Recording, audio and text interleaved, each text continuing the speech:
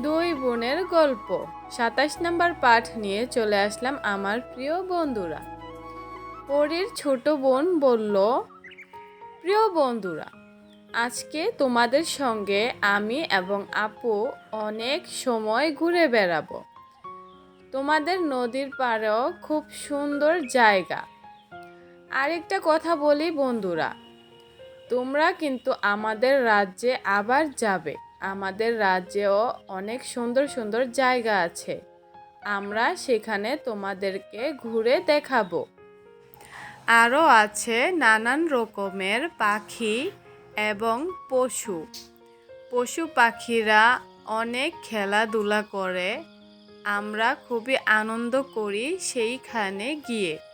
আমি, আমার আপু, আরও পরীরা আছে, আমরা সবাই যাই ঘুরতে। তোমরা কি যাবে আমাদের সঙ্গে? যদি যাও তাহলে অনেক আনন্দ পাবে। আমাদের ওই জায়গায় গিয়ে তোমরা অনেক দিন থাকবে। তখন রীতা বলল, হ্যাঁ অবশ্যই, তোমাদের সেখানে আমরা যাব। যেহেতু তোমরা ঘুরতে এসেছো আমাদের এখানে, আমরাও যাব ঘুরতে। বাবা মাকে বলে যাব, আগে তোমরা ঘুরে ফিরে আমাদের এখানে বেড়ায়া যাও, তারপরে তোমাদের সেখানে যাব। আমরা অনেক আনন্দ করি, আমরাও আমাদের পৃথিবীতে খুবই আনন্দ করি এবং খুশিতে থাকি। আমাদের কিন্তু তোমাদের মতো এমন না, তোমরা যেমন ম্যাজিক করে এক জায়গা থেকে আরেক জায়গায় যেতে পারো, আমাদের পৃথিবীতে আমরা যদি এক জায়গা থেকে আরেক জায়গায় যাই তাহলে আমাদের গাড়ি লাগে, আমরা গাড়ি ছাড়া যেতে পারি না। আমরা তো মানুষ, তোমাদের মতো ম্যাজিক জানি না, তাই আমরা গাড়ি দিয়ে হাঁটাচলা করি। পরী তখন বলল, তোমরা যদি চাও আমরা তোমাদেরকে ম্যাজিক দিতে পারি, তোমরাও ম্যাজিক করতে পারবে। আমি আমার শক্তি দিয়ে কিছুটা ম্যাজিকের শক্তি তোমাদের চার বন্ধুর কাছে দিতে পারি। তোমরা কি নেবে আমার কাছ থেকে শক্তি ম্যাজিকের?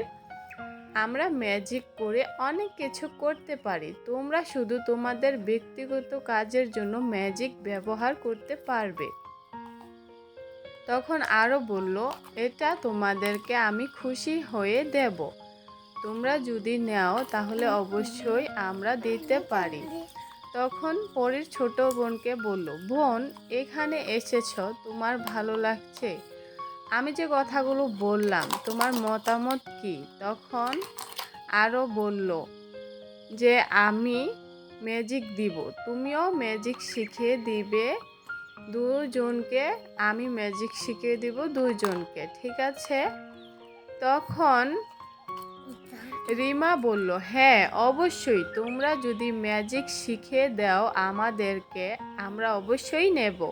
আমরা শুধু আমাদের নিজেদের জন্য ম্যাজিক ব্যবহার করব, পৃথিবীর আর কোনো মানুষ জানতে পারবে না, শুধু বাবা মা আমরা চার বন্ধুই জানবো ম্যাজিকের কথা। তখন আরও বলল, সত্যি তোমরা খুব ভালো।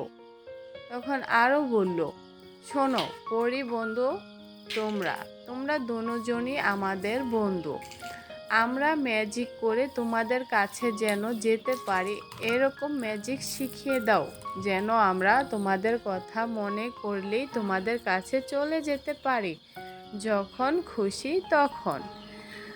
দেখো কথা বলতে বলতে আমরা অনেক কথাই বলে ফেলেছি, চলো এখন আমার বাবার সবজি ক্ষেত দেখাবো তোমাদেরকে নিয়ে যাব।